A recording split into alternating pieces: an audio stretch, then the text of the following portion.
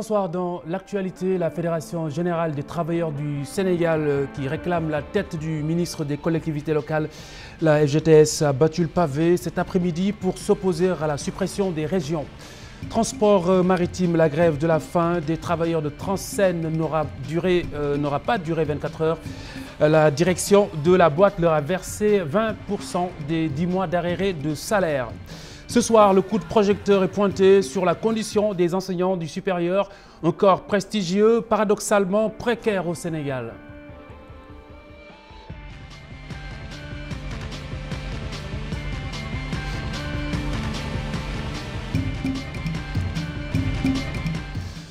La FGTS exige la démission du ministre des collectivités locales et de la décentralisation. La Fédération générale des travailleurs du Sénégal a marché cet après-midi contre le projet de suppression des régions en tant que collectivité locale, une disposition de l'acte 3 de la décentralisation. Les membres de cette organisation syndicale entendent contraindre les autorités à faire machine arrière. Mardieng Ibrahim Khan. Le rouge, la couleur la plus vive cet après-midi à la place de l'Obélisque. Pancartes, brassards, banderoles, bref, des supports de communication pour dire non à l'acte 3 de la décentralisation qui prévoit la suppression des régions du Sénégal. L'acte 3 de la décentralisation qui, dans sa forme actuelle, présente de nombreux risques, de nombreux dangers. D'abord pour les emplois, ensuite pour les populations et pour le pays. Nous estimons qu'aujourd'hui, l'absence de concertation, l'absence de consultation a fait que l'acte 3 a été dévoyé par une bande de manipulateurs qui pensent qu'ils peuvent mettre tout le monde dans un même sac. C'est la raison pour laquelle nous avons dit qu'il faut que nous assurons notre rôle de veille, notre rôle de sentinelle en tant que travailleurs. Le pari de la mobilisation est réussi. Toutes les 14 régions du Sénégal ont été représentées à cette marche. La FGTS et le collectif des travailleurs des conseils régionaux demandent au gouvernement de revoir le statut de la fonction publique locale, faute de quoi. Nous déroulons, vous savez, ça ce n'est qu'un test, c'est une revue de troupes, une revue générale. Nous allons vers l'assaut, avec la grève générale qui va paralyser l'ensemble des collectivités locales. Nous sommes décidés et ceux qui nous connaissent savent très bien, que nous ne pas les mots en l'air. Il avait dit qu'on était seuls, vous avez vu la marche, une mobilisation qu'il ne peut pas faire lui. Monsieur le ministre, la fonction publique locale que vous avez rangée dans les tiroirs, vous allez devoir l'exhiber parce que dans les jours à venir, nous serons en mouvement. Nous serons en mouvement pour défendre le statut. L'État va-t-il reculer face à la pression des conseils régionaux? Possible quand on sait que le ministre en charge de la décentralisation a laissé entendre que la loi en question pourrait retourner au Parlement.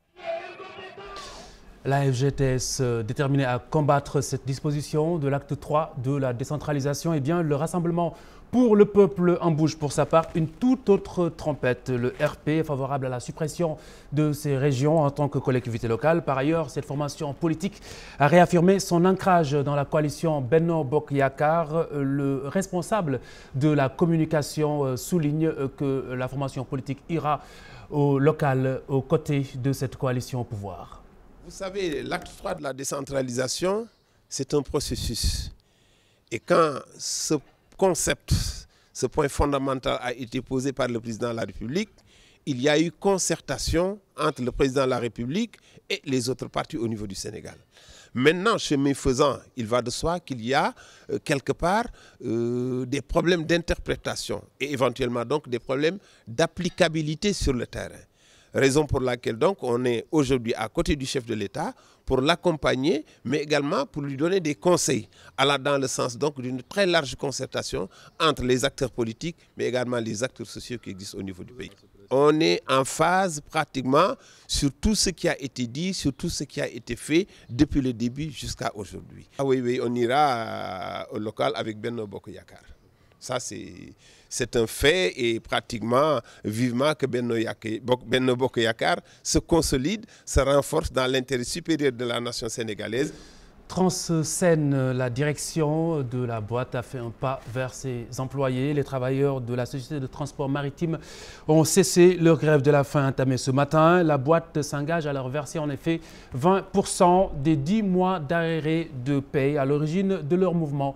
Nous entendrons dans un instant le sujet de Dissa Prera là-dessus et puis une centaine de chefs d'entreprise. Nous parlons économie, les entreprises sénégalaises. À l'assaut de la Chine, le Sénégal va donc pouvoir exporter vers le pays grâce à l'appui de Xialan Shen.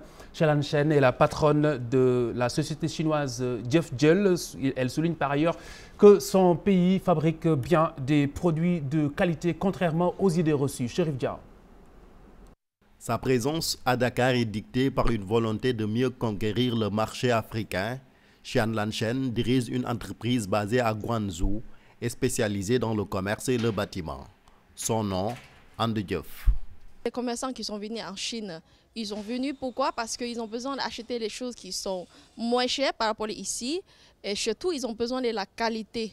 Et puis, ils veulent que nous, on peut c'est-à-dire que garantir tout ce qu'ils ont acheté avec tout ce qu'ils ont livré, tout ce qu'ils ont reçu. Ça sert à la même chose. Si on sait qu'aujourd'hui il y a une coopération entre nos deux pays, la Chine et le Sénégal, qui est une forte coopération, et que la preuve, il y a notre président de la République qui doit se rendre là-bas la semaine prochaine, je crois. Et là, c'est l'occasion de lancer aussi un appel à toutes les entreprises sénégalaises de voir vraiment du côté de la Chine. Ce n'est pas pratiquement ce qu'ils pensent. Voilà, c'est vraiment, il y a la Chine qualité. Présente dans 10 pays d'Afrique, Ande Diouf travaille aussi avec une centaine d'entreprises sénégalaises. Elle veut mettre en avant la qualité des produits. Beaucoup de commerçants, ils ont pensé que tout ce qui vient de la Chine, la qualité n'est pas bonne. Pourtant, ce n'est pas vrai. En fait, toutes les qualités, ça dépend des prix. Donc, il y a beaucoup de commerçants qui sont venus en Chine, ils ont acheté les choses, mais en fait, c'est pas ça en vérité en Chine. En fait, la Chine, il y a la bonne qualité, mais il y a les mauvaises qualités, comme partout. Son ambition, aider nos chefs d'entreprise à l'exportation de produits sénégalais vers la Chine. Madame nous a demandé vraiment aujourd'hui de regarder comment on peut faire pour exporter des produits à partir du Sénégal vers la Chine. Parce que la coopération n'est pas uniquement en termes d'importation à partir du Sénégal, mais elle veut des échanges. Parce qu'il y a beaucoup de produits qui peuvent être consommés en Chine, qui viennent d'ailleurs, et que là, c'est l'occasion de lancer un appel aujourd'hui aux entreprises sénégalaises de faire des propositions, surtout de veiller à ce que ça soit de la qualité aussi. Nous aussi, on a pensé aussi s'il y a les bons produits pour importer vers la Chine. Je pense qu'il y a les produits déjà, on a importé déjà certains produits déjà. Du poisson, les arachides, je pense qu'aussi il y a autre chose. En moins d'une décennie, la Chine s'est imposée comme l'un des principaux partenaires économiques de l'Afrique, signe que le continent compte beaucoup pour Pékin. Avant de poursuivre ce chapitre économie, je vous en parlais tantôt, des travailleurs de Transen qui ont cessé aujourd'hui leur grève de la faim. Le mouvement n'aura pas duré 24 heures. En effet, la direction a décidé de faire un pas vers eux et elle va verser 20% des 10 mois d'arrêt de salaire à l'origine de ce mouvement qui s'apprêtera. Finalement, la grève de la faim des travailleurs n'aura duré que quelques heures. En fin de journée, ils ont trouvé un accord avec la direction. Cette dernière consent à payer 2 mois de salaire sur les 10 qu'elle doit aux travailleurs. C'est vrai, on a eu à s'exprimer par rapport aux difficultés de la société, mais par rapport à ce mouvement qui est là, il y a un accord qui vient d'être trouvé et peut-être dans une trentaine de minutes, tout va rentrer dans l'ordre. C'est vrai, il y avait des arrêts de salaire qui ne pouvaient pas être payés d'un seul coup. Il y a des départs qui vont être formalisés et par rapport à ça, on a trouvé un accord avec eux et les montants seront payés. Une demi-heure plus tôt, le ton était ferme et résolu. Nous réclamons présentement 10 mois d'arrêt de salaire, 4 années d'IPM retenues non versées et 3 ans d'allocation familiale. On est obligé de l'observer jusqu'à vraiment mourir ou obtenir satisfaction par rapport à notre revendication. Sur une soixantaine de travailleurs, seule la moitié a suivi le mot d'ordre, une radicalisation qui a porté ses fruits. Accord de partenariat économique entre les pays de la CEDEAO et l'Union européenne. La marge d'ouverture du marché est fixée à 75% au lieu des 80% sollicités par l'UE. L'agriculture va figurer en bonne place dans ce partenariat. Ce qui est dans l'accord de partenariat économique tel qu'il se dessine, c'est d'abord un compromis sur l'offre d'accès au marché. L'Union européenne nous demandait une ouverture de 80% sur 15 ans depuis le début des négociations. L'Afrique de l'Ouest avait commencé une proposition d'ouverture de 60% en 2009 Et vous constaterez au passage que de 2003, date de démarrage des négociations, jusqu'en 2009, l'Afrique de l'Ouest n'avait quasiment jamais eu une offre d'ouverture du marché. Ça veut dire que pendant toutes ces années, on essayait de nous faire signer un accord de partenariat économique alors que nous n'avions même pas élaboré une offre d'ouverture basée sur une liste de produits sensibles à exclure de l'accord. Donc il y avait un travail régional qui n'avait jamais été fait, qui a été fait finalement. Donc le compromis tourne autour de 75% sur 20 ans, parce que l'Union européenne a renoncé à son exigence de 80% sur 15 ans pour accepter la dernière offre présentée par par la CEDEAO, même si cette dernière offre présentée par la CEDEAO n'avait pas non plus été acceptée par l'ensemble des acteurs de la région, parce que c'est une offre qui présentait certains risques, mais qui au moins à ce moment a permis de déclencher le verrou et puis de parvenir à l'accord. La deuxième université de Dakar attendue pour octobre 2016, Diamniadio accueille le temple qui va s'orienter vers les sciences, la technologie et la formation à divers métiers. Le comité de pilotage a été officiellement installé ce matin. Voici le coordonnateur. La deuxième université sera orientée sciences, technologie, les métiers, sciences économiques et de gestion et sciences sociales. Les travaux du projet ont démarré depuis janvier 2013. Mais l'université elle-même ouvrira ses portes en octobre 2016. Donc les premiers cours démarreront en octobre 2016. La capacité d'accueil de ces deux universités, on estime qu'au bout de 5 années de fonctionnement, nous serons à 30 000 étudiants en présentiel. La particularité, c'est que ce sera une université de rang mondial. Ça veut dire une université qui donnera des formations aux standards internationaux au même niveau que les autres grandes universités du monde. Sans transition, le focus sur le monde des enseignants du supérieur, une sphère à la base prestigieuse, mais sa réalité bat absolument tous les records de paradoxes, situation qui choque beaucoup de Sénégalais. Tierno Laura Mendy, Nafissatou Silla. Appuyer les enseignants du supérieur plus que nécessaire. Les Sénégalais interrogés insistent sur le bon traitement à accorder au corps professoral. Vraiment, on ne leur a pas donné leur véritable place. On leur doit beaucoup de respect, comme les soldats. Même nous, les parents, nous leur devons beaucoup de respect. Ce qu'ils peuvent inculquer à nos enfants, nous ne pouvons pas le faire. Et ils le font pour des milliers d'étudiants. Il doit leur fournir le maximum de soutien pour mettre les enseignants à l'aise. Moi, je pense qu'il faudrait les mettre dans de bonnes conditions. Et ça leur permettra d'assurer une bonne formation. Pour les enseignants, ils ne leur ont pas donné ce qu'ils méritent en fait. Ils ont contribué dans notre formation. En retour, ils n'ont pas eu ce qu'ils devaient avoir. Considérés comme une frange de l'élite nationale, il est à ce titre normal que leur situation soit améliorée, estiment nos interlocuteurs. On devait les mettre vraiment dans de bonnes conditions de travail, qu'ils ne puissent pas vraiment voir ailleurs qu'au Sénégal. Ils ne gagnent pas vraiment ce qu'ils doivent gagner. Le gouvernement doit s'acquitter de tous ses devoirs envers les enseignants et non pas qu'ils courent toujours derrière des promesses. On leur doit énormément de respect et ils le méritent. Ils ont le droit de réclamer leur dû et ce qui leur appartient, on doit le leur donner. La question de l'amélioration des conditions socio-économiques des professeurs d'université, une priorité pour la corporation, elle fonde le protocole d'accord du 21 mars 2011. Je le disais tantôt, le prestige ne l'est que de nom et notamment sur un point très sensible, la prise en charge médicale. L'État du Sénégal est censé en assurer justement les 4/5e. Seulement, celui-ci n'honore souvent pas ses engagements. Le professeur Omar Sangaré croule sous le poids de ce manquement, comme bien d'autres d'ailleurs. Daouda Sow. L'université, un établissement public, son corps professoral, dispose d'un statut particulier, dénommé A spécial, régi par la loi 81-59 du 9 novembre 1951, ce qui accorde aux professeurs des privilèges, mais aussi les soumet à des contraintes liées à leurs conditions de travail.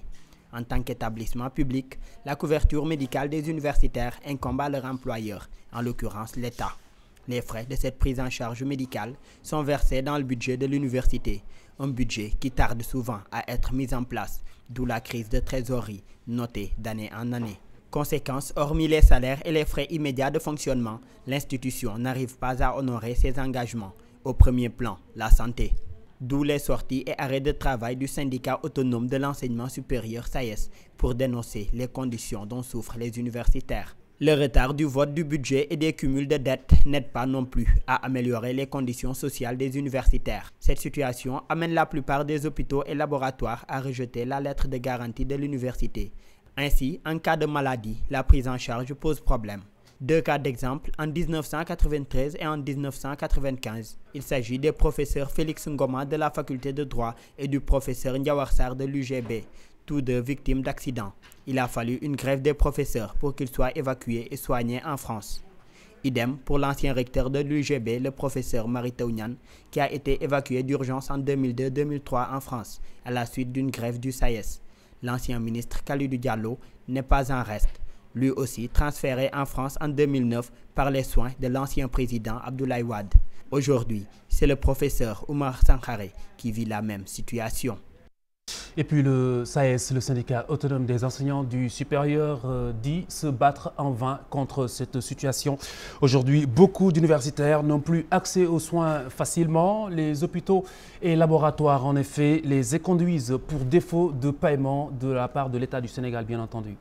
Des chercheurs et enseignants dans la précarité, les conditions sociales et académiques sont difficiles. Leur seule arme demeure aujourd'hui la passion et la générosité dans le partage du savoir. Leurs collègues de l'Hexagone, par exemple, sont bien loin de ce tableau, et ce depuis bien longtemps. Chérif Dia. L'affaire du professeur Oumar Sankhare n'est que la partie visible de l'iceberg, car les difficultés des enseignants-chercheurs sénégalais sont nombreuses, notamment leurs conditions sociales. Tout le contraire pour leurs collègues de la France ou des États-Unis. C'est pourquoi un professeur sénégalais que nous avons joint au téléphone n'a pas hésité à comparer certaines universités occidentales à des paradis académiques. Première raison avancée, la prise en charge sociale. Alors qu'en France, les enseignants-chercheurs sont entièrement pris en charge sur le plan sanitaire, ici au Sénégal, seules les consultations sont gratuites. Le reste est à la charge de l'universitaire, renseigne notre interlocuteur. Il note même des conditions académiques plus exceptionnelles dans les instituts d'études avancées français, avec des salaires confortables en plus d'une sécurité sociale des enseignants bien assurés. La différence est également perceptible au niveau de la recherche, car certaines universités occidentales mettent à la disposition de leurs enseignants-chercheurs des assistants, une bonne logistique, une documentation presque complète, des logements entre autres. Pendant ce temps, leurs collègues sénégalais de même grade sont entre la correction de milliers de copies, sans compter les mémoires et les thèses. Entre le marteau académique et l'enclume sociale, les universitaires sénégalais n'ont pas encore vu le bout du tunnel. Toutefois, notre interlocuteur reste optimiste avec la récente réforme de l'enseignement supérieur. Chérif Dia, ces dures conditions de travail sont du coup un secret de polichinelle, mais heureusement, l'abnégation de ces hommes et sans doute l'esprit du métier charme encore et toujours les plus jeunes. Les étudiants rencontrés, malgré tout, ne renoncent pas à l'aspiration de devenir un jour enseignants, pour ceux dont c'est l'ambition, bien entendu. Cet étudiant est un futur professeur d'espagnol. Entre lui et l'enseignement, c'est toute une histoire. Avec l'esprit étudiantin, je pense que l'enseignement peut ne pas trouver d'obstacles jusqu'à trouver un achèvement. Aujourd'hui, je suis orienté au département d'espagnol. C'est parce que je vais être un futur professeur d'espagnol, enseigner comme l'avaient fait mes professeurs au lycée, au CEM, et ainsi de suite. L'enseignement, une profession noble, disent certains étudiants. Toutefois, les inquiétudes ne manquent pas. Par nécessité, le marché de l'emploi est tellement bouché, tellement bloqué. Donc, il n'y a pas d'autre choix. On n'a pas d'autre choix. Donc, en même temps, on peut faire la FASTEF, régler quelques problèmes, en même temps poursuivre les études à l'université. Même si je ne suis pas tentée, moi, je pense que l'enseignement, c'est une bonne profession. Je ne crois pas que ça va dégoûter les gens. Tous les sortants de la FASTEF n'ont pas été intégrés dans la fonction publique. C'est une crainte à mon niveau, moi qui viens d'être admis. Malgré tout, le nombre d'étudiants tentés par le concours d'entrée à la FASTEF ne cesse de croître. Il y avait presque 30 000 candidats. Cela veut dire que bon, les gens quand même sont attirés par l'enseignement. Si nous jetons un coup d'œil sur les candidatures, quoi. Mais bon, le résultat était quand même catastrophique. Parce que si vous prenez par exemple comme LHG, là où il y a 6 000, ils n'ont pris que 21. Si certains étudiants ne rêvent plus de devenir enseignants, d'autres, par contre, jettent leur dévolu sur ce métier.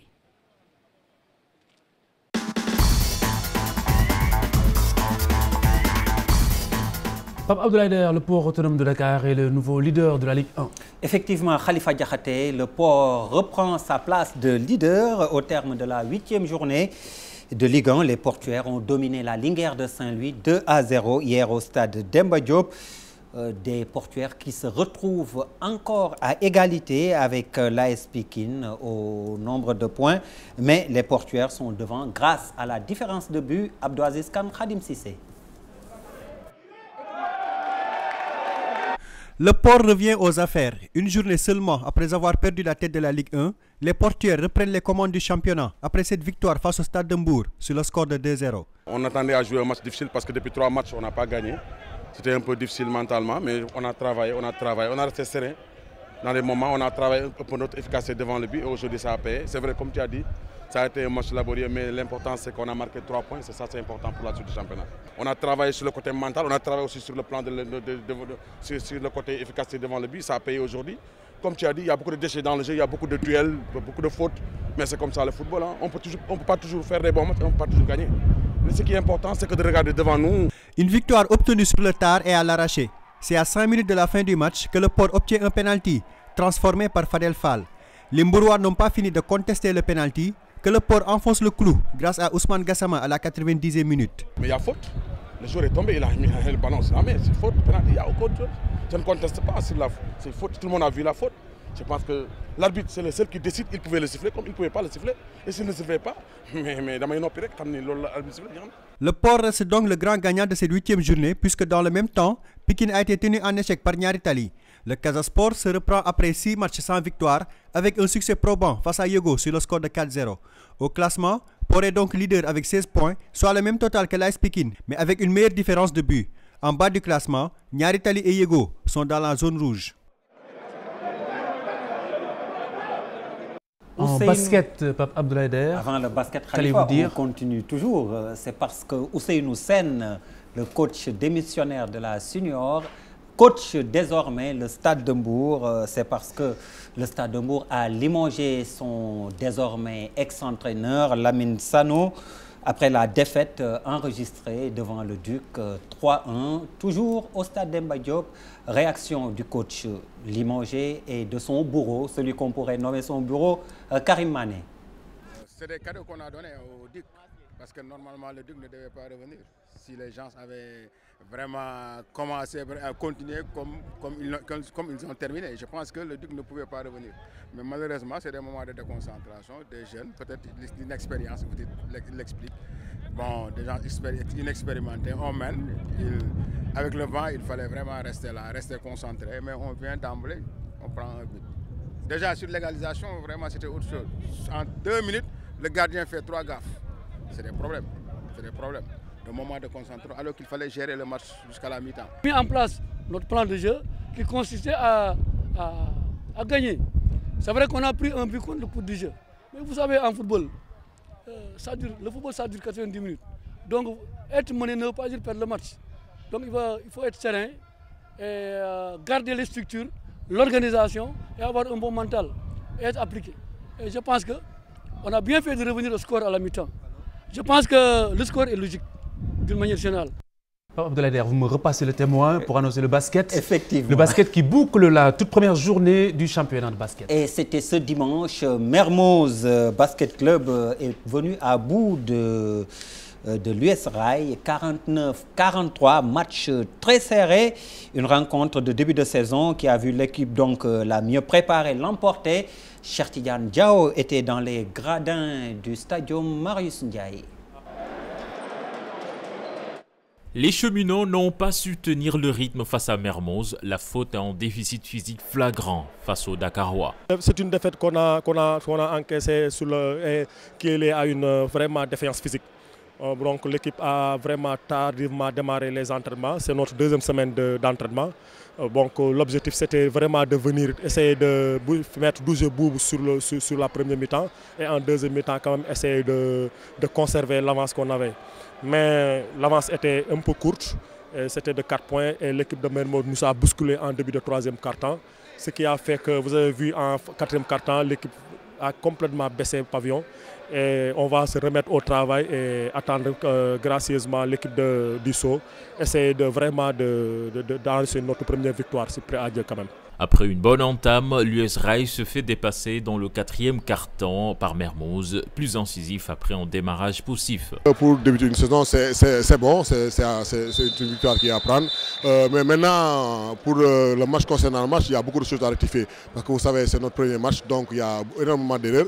Mais ça va nous aider cette victoire va nous aider à pouvoir rectifier pour le prochain match. Chez les dames, Bob rate son entrée. Victoire de l'USO 52-49 dans un match indécis jusqu'au bout. Escrime à présent, Pape Abdoulaye Der, avec l'Ukraine, grand vainqueur de la Coupe du Monde disputée à Dakar. Effectivement, Khalifa, les rideaux sont tombés hier sur la Coupe du Monde de sabre féminin organisée au Grand Théâtre et l'Ukraine s'est adjugé les trophées en individuel et par équipe. Cheikh Tidiane Dione, Potindoï. C'est elle la meilleure sabre du monde, Olga Karlan. L'Ukrainienne vient de confirmer sa suprématie devant tous ses adversaires sur le tapis.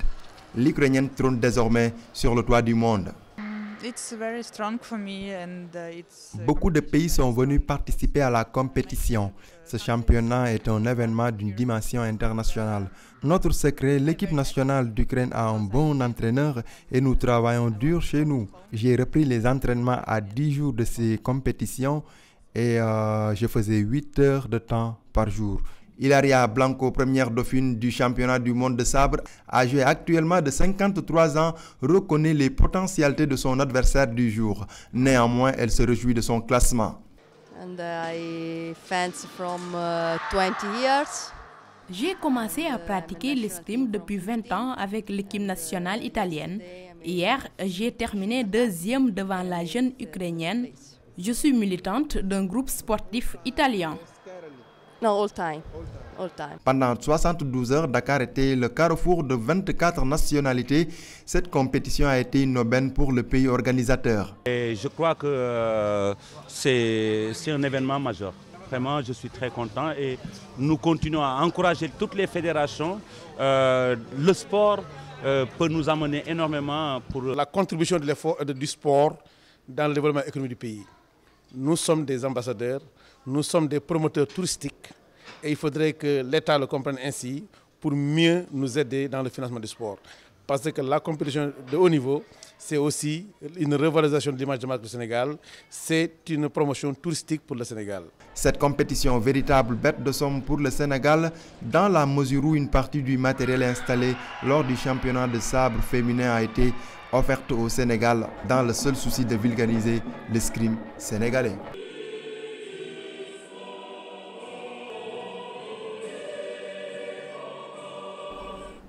Plus d'escrime juste après ce journal. Suivez le magazine consacré à cette Coupe du Monde d'escrime, le dernier numéro donc, juste après cette édition. Et puis Diourbel qui a vibré au rythme de la 5e édition de l'Open du Baol. Plus de 200 combattants ont rallié justement la capitale du Baol pour ce tournoi annuel. Cheikh Abdoul Khadr Mbacké Seck, Mohamed Diagne.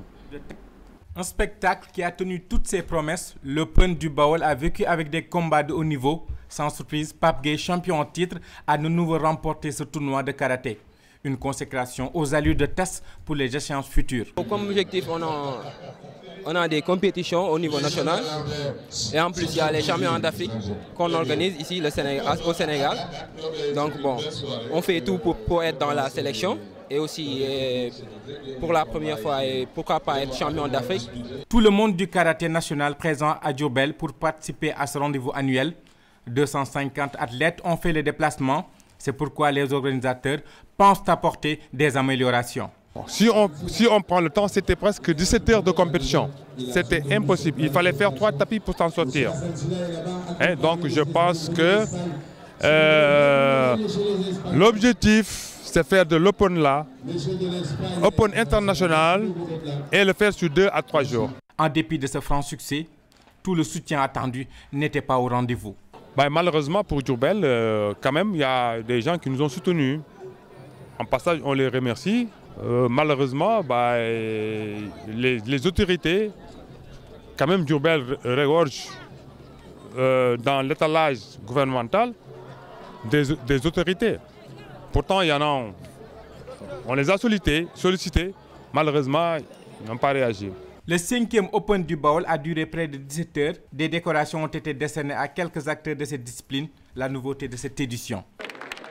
Merci, monsieur C. Sabre clair pour boucler ce journal. Khalifa Diakhaté, grand joueur d'Artagnan, vous me dites, de toute façon, avec beaucoup de victimes. J'étais sans doute beaucoup plus doué que toi, Abdoulaye Eder. Merci en tout cas. Daniel Sédar Senghor, dans Question Directe, c'est à 21 h, dans moins de 30 minutes devant Alassane Samba Diop. Bonne soirée sur TFM.